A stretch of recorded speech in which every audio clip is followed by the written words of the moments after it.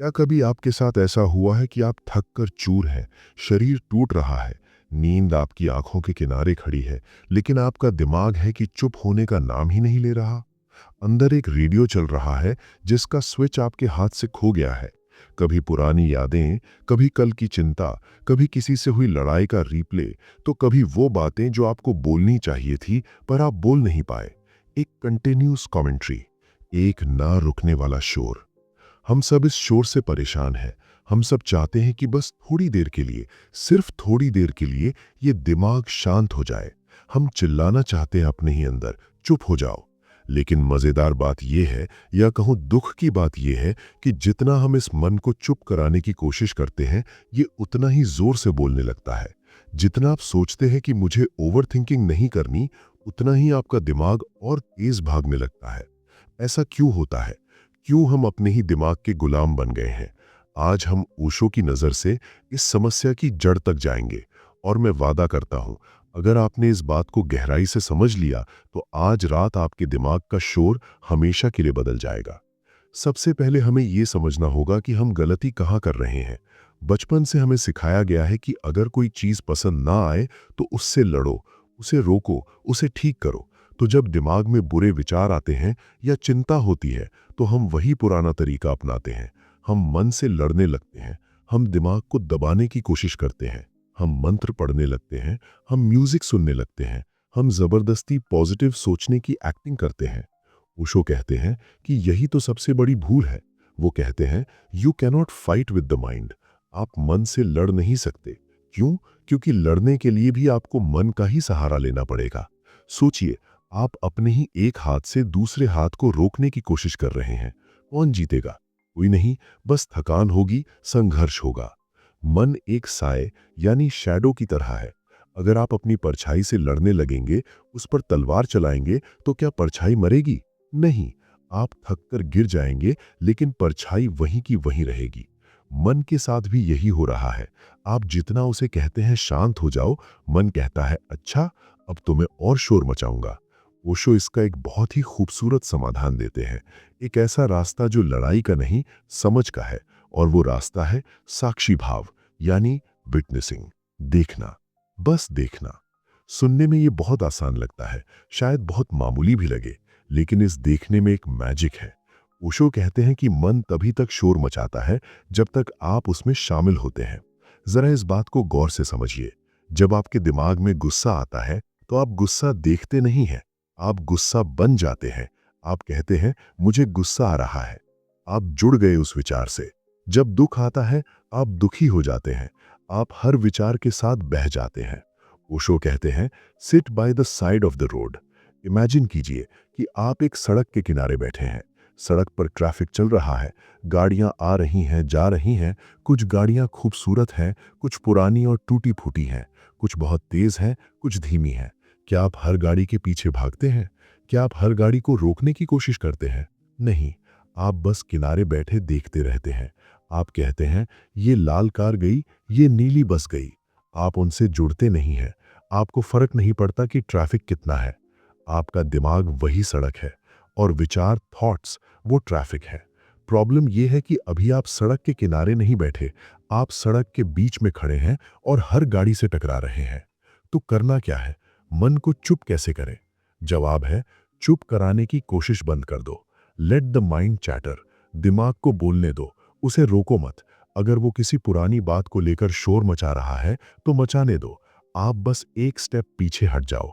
अपने अंदर एक वॉचर, एक दृष्टा पैदा करो। जब भी दिमाग में शोर शुरू हो, अपनी आंखें बंद करो और खुद से कहो, मैं मन नहीं हूं, मैं वो हूं जो इस मन को देख रहा है। जैसे ही आप ये करते हैं, एक चमत्कार होता है। ओशो इसे डिस्टेंस क्रिएट करना कहते हैं। अभी आप और आपका मन एक हो गए हैं, मिक्स हो गए हैं, जैसे पानी में रंग घुल गया हो। विटनेसिंग का मतलब है उस रंग को पानी से अलग देखना। शुरुआत में ये मुश्किल लगेगा। आप देखने बैठेंगे और 2 सेकंड बाद ही आप किसी विचार में बह जाएंगे। आप सपने बुनने लगेंगे। कोई बात नहीं। जैसे ही याद आए, वापस लौट आओ। वापस वॉचर बन जाओ। खुद को कोसो मत, बस वापस देखना शुरू करो। इसका एक साइंटिफिक कारण भी है। क्वांटम फिजिक्स कहती है कि the act of observation changes the thing being observed. जब आप किसी चीज को पूरी अवेयरनेस के साथ देखते हैं तो वो बदल जाती है। मन एक चोर की तरह है। चोर तभी तक चोरी करता है जब तक कोई उसे देख ना रहा हो। जैसे ही घर का मालिक जाग जाता है और देखने लगता है, चोर भाग जाता है। आपका मन भी वैसा ही है। ये अंधेरे में काम करता है, बेहोशी में काम करता है। जैसे ही आप जाग जाते हैं, जैसे ही आप अवेयर हो जाते हैं, मन की ताकत खत्म होने लगती है। आपने नोटिस किया होगा, जब आप बहुत बड़ी मुसीबत में होते हैं या कोई एक्सीडेंट होने वाला होता है, अचानक दिमाग शांत हो जाता है, सन्नाटा छा जाता है। क्यों? क्योंकि उस वक्त आप पूरी तरह प्रेजेंट होते हैं, आप पूरी तरह अवेयर होते हैं। आपका दिमाग पास्ट या फ्यूचर में नहीं होता। ओशो एक बड़ा प्यारा एग्जाम्पल देते हैं। वो कहते हैं कि मन एक पागल आदमी की तरह है जो सड़क पर चिल्लाता जा रहा है। अगर आप उस पागल आदमी से बहस करेंगे, उससे लड़ेंगे या उसे चुप कराने की कोशिश करेंगे, तो लोग आपको भी पागल समझेंगे और वो पागल आदमी आपसे और ज्यादा उलझेगा। सबसे अच्छा तरीका क्या है? उसे इग्नोर करो, उसे चिल्लाने दो। आप अपना काम करते रहो। धीरे धीरे जब उसे कोई ऑडियंस नहीं मिलेगी, जब उसे कोई सुनने वाला नहीं मिलेगा, वो अपने आप चुप हो जाएगा। यही राज है, इनडिफरेंस, उपेक्षा। मन को इंपॉर्टेंस देना बंद कर दो। हमारे दिमाग के विचार इसलिए जिंदा हैं क्योंकि हम उन्हें अपनी एनर्जी देते हैं, हम उनमें इंटरेस्ट लेते हैं। हाय, उसने मुझे ऐसा क्यों बोला? जैसे ही आपने ये सोचा, आपने उस विचार को एनर्जी दे दी। अब वो विचार अगले 1 घंटे तक आपको नचाएगा। लेकिन अगर आपने उसे बस एक क्लाउड की तरह देखा कि अच्छा, एक बुरा विचार आ रहा है और वो जा रहा है, बिना रिएक्ट किए, तो वो विचार बिना अपनी छाप छोड़े निकल जाएगा। आसमान कभी बादलों को पकड़कर नहीं रखता। बादलों के आने से आसमान मैला नहीं होता और बादलों के जाने से आसमान साफ नहीं होता। आसमान हमेशा साफ ही है, बस बादल उसे ढक लेते हैं।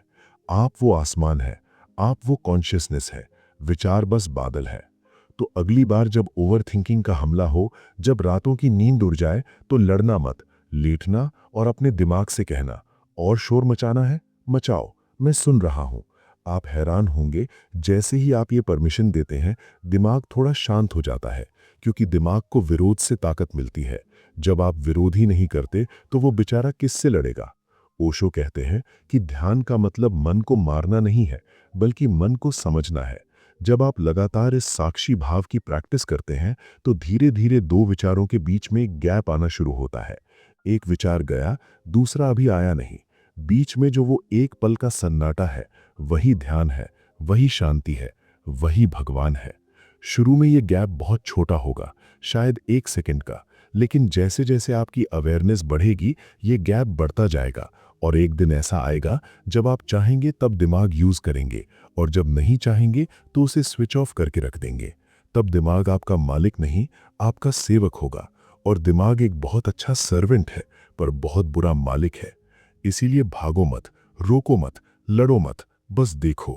अपने दिमाग के सिनेमा हॉल में बैठ जाओ, स्क्रीन पर विचारों की मूवी चलने दो। कॉमेडी चल रही है, ट्रेजेडी चल रही है, हॉरर चल रहा है, सब चलने दो। आप बस सीट पर बैठकर पॉपकॉर्न खाओ और देखो। याद रखो, स्क्रीन पर लगी आग से सिनेमा हॉल नहीं जलता, विचारों की आग से आपकी आत्मा नहीं जलती। आप अलग हैं, आप दूर हैं। ये सफर एक दिन का नहीं है, ये एक प्रैक्टिस है, लेकिन इसकी शुरुआत आज से, अभी से हो सकती है। इस वीडियो के खत्म होने के बाद सिर्फ 5 मिनट के लिए शांत बैठिए, कुछ मत कीजिए, बस देखिए कि अंदर क्या चल रहा है, कौन बोल रहा है, किसकी आवाज है। जवाब मत देना, बस सुनना। और उस सुनने में ही आपको वो शांति मिलेगी जिसे आप पूरी दुनिया में ढूंढ रहे थे। वो शांति कहीं बाहर नहीं, आपके शोर के ठीक पीछे छुपी हुई है। बस एक बार लड़ना छोड़कर देखना शुरू कीजिए। अगर आपको अपने मन को देखने की ये कला सीखनी है, तो शुरुआत कीजिए गहरे सांस के साथ और कमेंट्स में लिखिए, आई एम द वॉचर, मैं हूं साक्षी।